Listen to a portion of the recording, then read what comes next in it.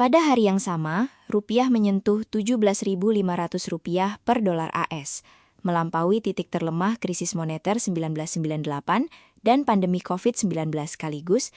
Investor dari ekosistem Grab dan Gojek menjanjikan investasi senilai 1,75 triliun kepada Presiden Prabowo.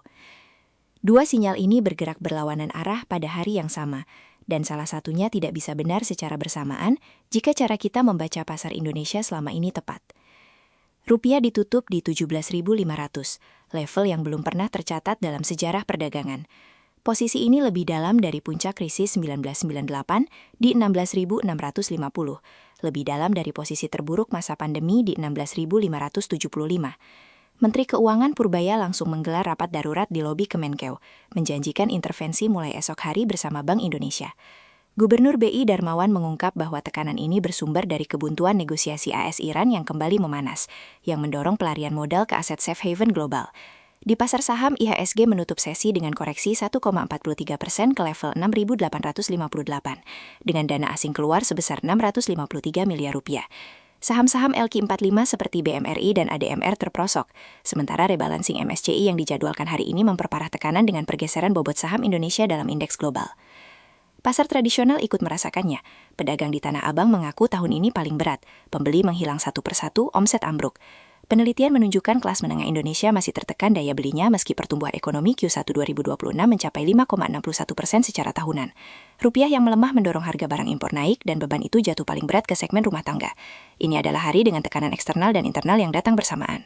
Investor Grab dan Gojek tidak datang ke Jakarta meski rupiah jatuh. Mereka datang karena sesuatu yang mereka hitung tidak berubah oleh level kurs hari ini.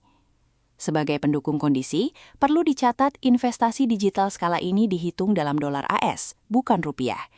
Artinya, setiap pelemahan rupiah justru membuat biaya tenaga kerja, infrastruktur, dan operasional lokal lebih murah dalam satuan dolar. Rupiah di Rp17.500 tidak menekan kalkulasi investor asing yang membawa modal dolar, justru sebaliknya. Inilah mekanisme yang membuat hari ini berbeda dari 1998. Pada krisis 1998, modal asing kabur karena fundamental korporasi Indonesia rapuh, utang luar negeri swasta yang masif, sistem perbankan yang tidak bermodal cukup, dan tidak ada cadangan devisa yang berarti. Investor menjual bukan karena nilai tukar, melainkan karena mereka tidak percaya pada kemampuan bayar emiten dan perbankan lokal. Hari ini, struktur utang korporasi berbeda, rasio utang luar negeri swasta jauh lebih terkontrol, dan BSI baru saja mencetak laba Rp2,2 triliun di Q1 2026, sementara nasabah emas BSI menembus 1 juta orang.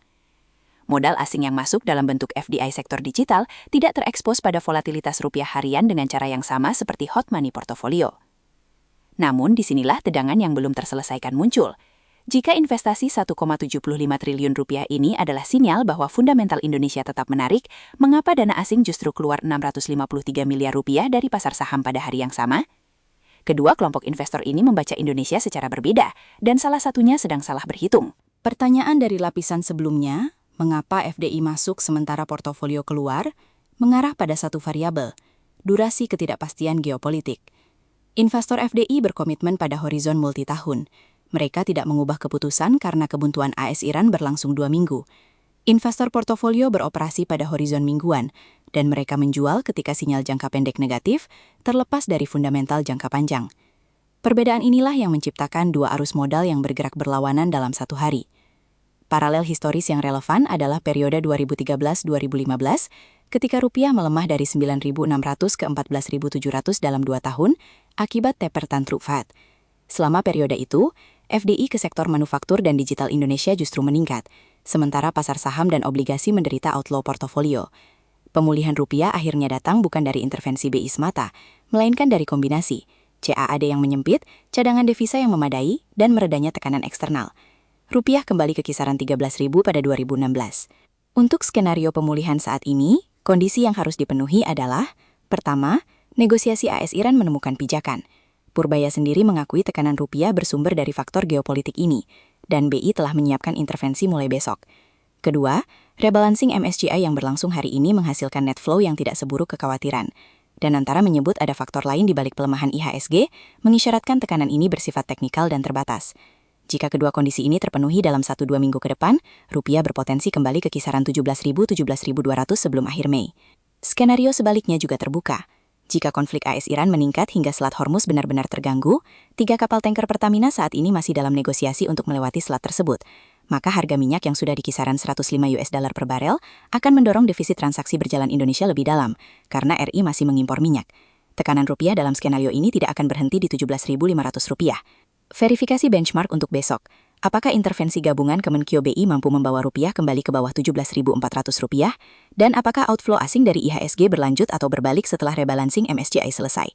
Komitmen Rp1,75 triliun dari investor Grab Gojek memberi lantai kepercayaan jangka menengah. Tetapi pertanyaan yang tersisa adalah, apakah investor portofolio akan menunggu cukup lama untuk melihat lantai itu menjadi relevan, atau apakah mereka akan keluar lebih dahulu dan masuk kembali di level yang lebih rendah? Setiap hari setelah penutupan, kami menerbitkan ringkasan pasar dan analisis isu utama. Berlangganan channel ini.